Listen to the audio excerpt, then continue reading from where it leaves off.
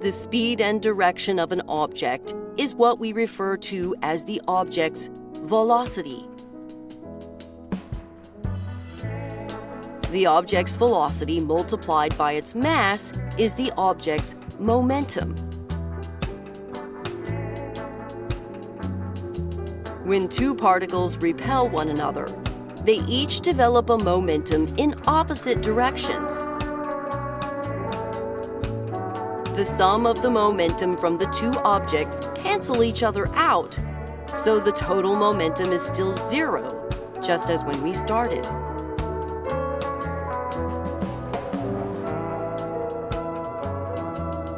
If one of these two particles has a larger mass, then it will move slower and have a smaller velocity.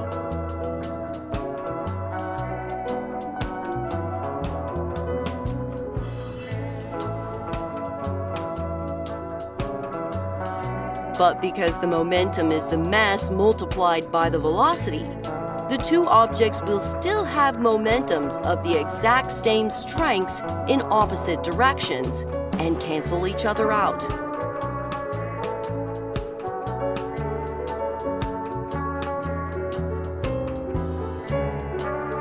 The total momentum is therefore still zero, just as when we started.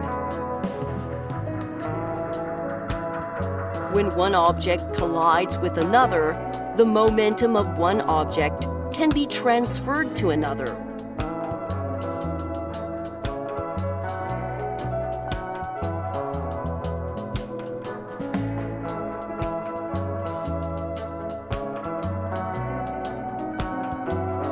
In this case, the green object is moving slowly, but its momentum is large due to the fact that it has a large mass.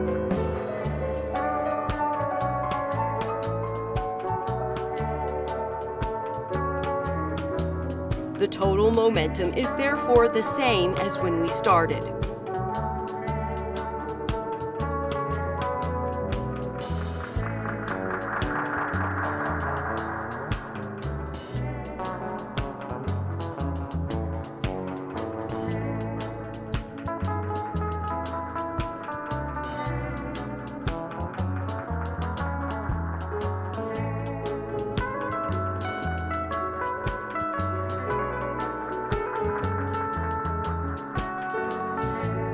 Objects can have momentum in more than one direction.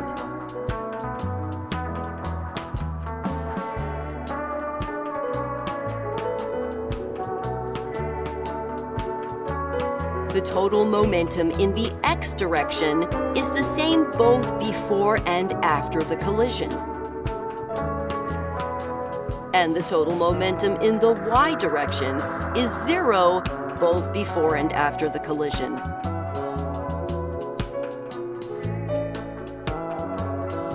The total momentum in the universe in each dimension is conserved independently.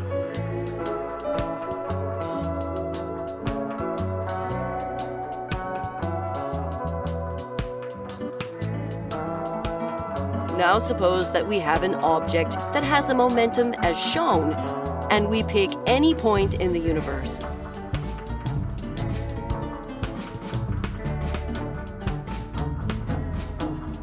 The distance between this point and the object can be represented by this arrow.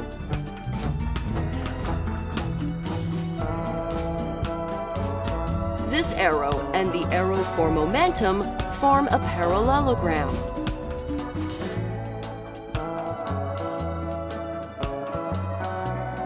As the object continues to move, the area of this parallelogram stays constant.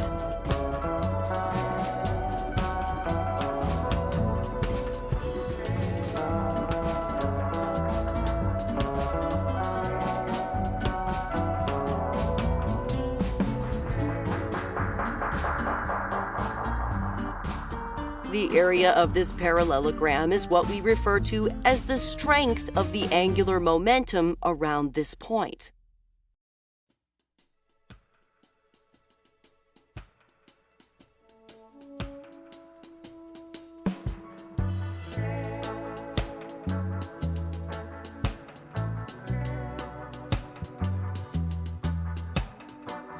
The angular momentum can be transferred from one object to another.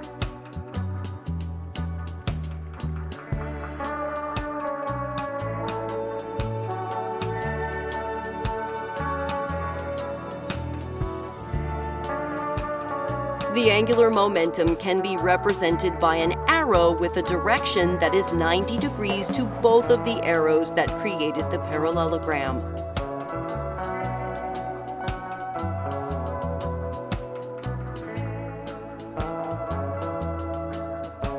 The length of the arrow represents the strength of the angular momentum, which is equal to the area of the parallelogram.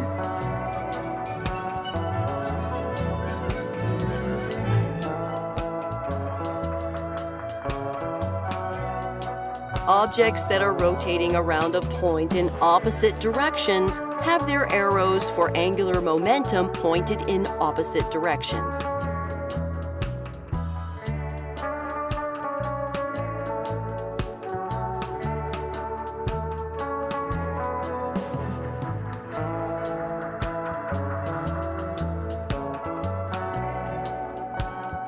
In this case, as the two particles repel one another, they each develop an angular momentum around this point, but in opposite directions.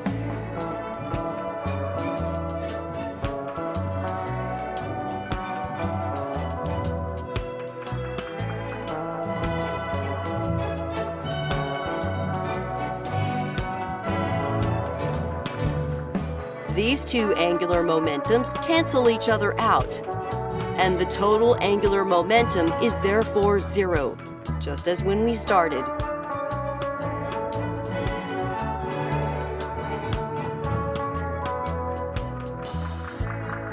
For any point we pick, the total angular momentum of the universe around that point will always stay constant.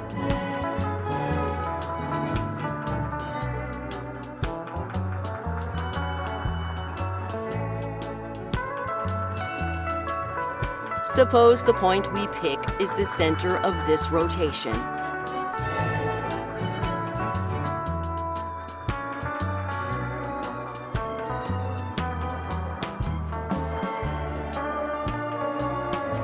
In this case, the two particles have an angular momentum in the same direction, and the total angular momentum is represented by the sum of the areas of these two rectangles.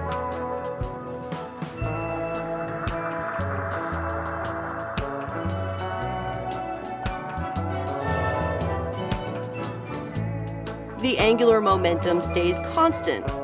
Therefore, the sum of the areas of these two rectangles stays constant.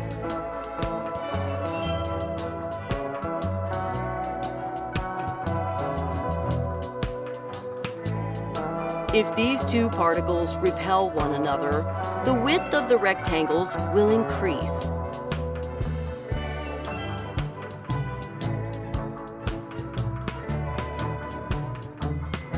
The length of the rectangles will therefore have to decrease to keep the areas of the rectangles constant.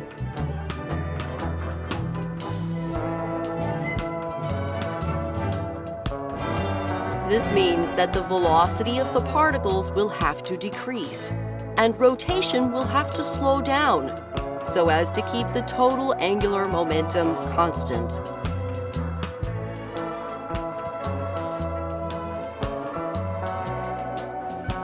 On the other hand, if these two particles attract one another, then the velocity of the particles will have to increase, so as to keep the area of the rectangles constant, and hence keep the total angular momentum constant.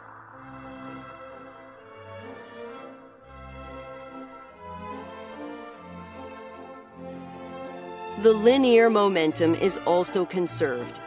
Since we started out with a total linear momentum of 0, and we ended up with a total linear momentum of 0.